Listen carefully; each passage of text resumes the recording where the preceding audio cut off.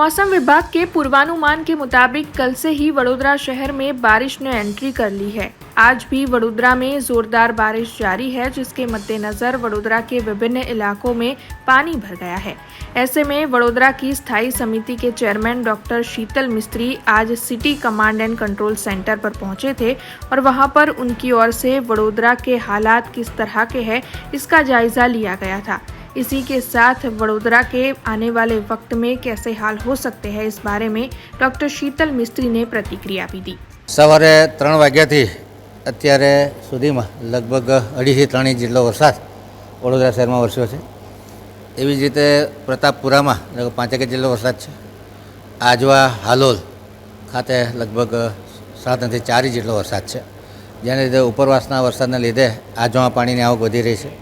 સાથે આજોના દરવાજા પરમ દિવસે 12:30થી ખોલેલા છે, કારણ કે લેવલ 211.65ના લેવલ પર દરવાજા ખોલવાનો નિર્ણય લેવામાં આવ્યો।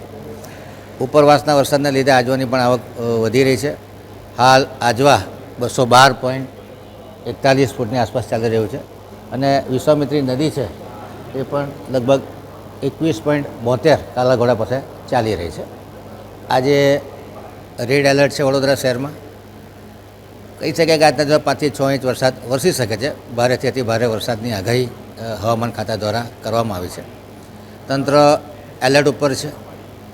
તમામ વરસાદ કેટલા થયો એની પર નજર રાખી રહ્યા છે। અલગ અલગ વિસ્તારના આંકડાઓ પણ સામે આવી રહ્યા છે। આજવાનું લેવલ, પ્રતાપપુરાનું લેવલ અને વિશ્વામિત્રીનું લેવલ મોનિટર થઈ રહ્યું છે। વિશ્વામિત્રીનું લેવલ 22 ફૂટે અમે લોકોને એલર્ટ કરતા હોય છે। 24 ફૂટે અમે લોકો શિફ્ટિંગ ચાલુ કરતા। 26 ફૂટ એટલે ભયજનક સપાટી ગણાતી હોય છે। એટલે હજુ 24 ફૂટ આવવામાં 2 ફૂટની વાર છે। આશા રાખીએ કે વરસાદ ધીમી ધારે પડે અથવા ઓછો પડે તો આજવા પણ ડ્રેન થયા કરે અને વિશ્વામિત્રી પણ મેન્ટેન થયા કરે। પરંતુ જ્યારે વિશ્વામિત્રી 24 ફૂટથી ઉપર જાય ત્યારે આજવાના દરવાજા બંધ કરવો કે કેમ ટેમ્પરરી એ બાબતમાં રિવ્યુ मीटिंग કરી અને આગામી સમયમાં નિર્ણય લેવામાં આવશે।